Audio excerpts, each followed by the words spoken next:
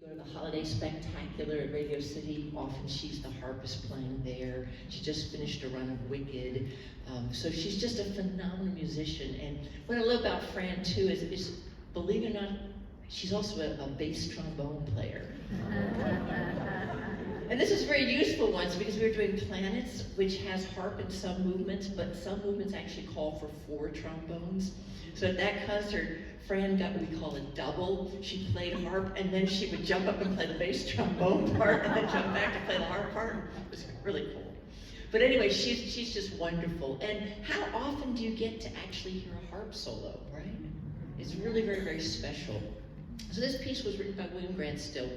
William Grant Still was born in 1895, and he lived until 1978. And he was really a remarkable man in the fact that he was an African-American composer and was first in so many ways. So he was the first African-American to have a symphony played by a major orchestra. This was in 1931 by the Rochester Symphony. He was the first African-American to conduct a major orchestra. This was the Los Angeles Philharmonic in 1936. He was the first African-American to conduct an orchestra in the Deep South. This was New Orleans Symphony in 1955. He also was the first to conduct a white radio orchestra in New York. And he was the first to have an opera produced by a major opera company and to have that televised. So a really remarkable man, and he's a composer that over the next few years we're going to be spending some time playing different works of his, because I think he's a wonderful composer. He actually also was an arranger, and some of the people he arranged for were W.C. Handy, Paul Whiteman, Artie Shaw, and I love this one, he arranged for Donald Voorhees. And if you've been around the Allentown Symphony for a while, you will know that Donald Voorhees was the founding conductor of the Allentown Symphony, and obviously had the Bell Telephone Hour show.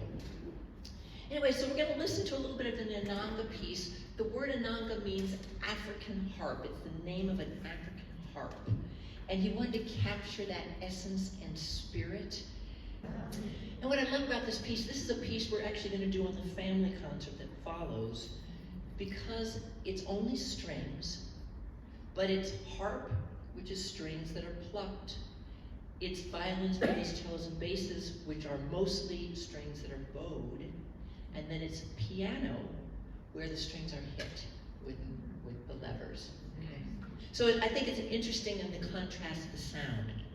I'm going to play just a little bit of the last movement. So there are 3 movements in this work. It's a short work, about 16 minutes long.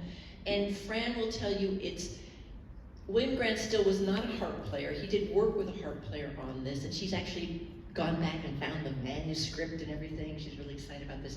But it doesn't lie well for the harp. It's almost like a pianist actually writing for the harp, which might be very easy on the piano. But, harp, you have pedals, you have all sorts of things you have to maneuver.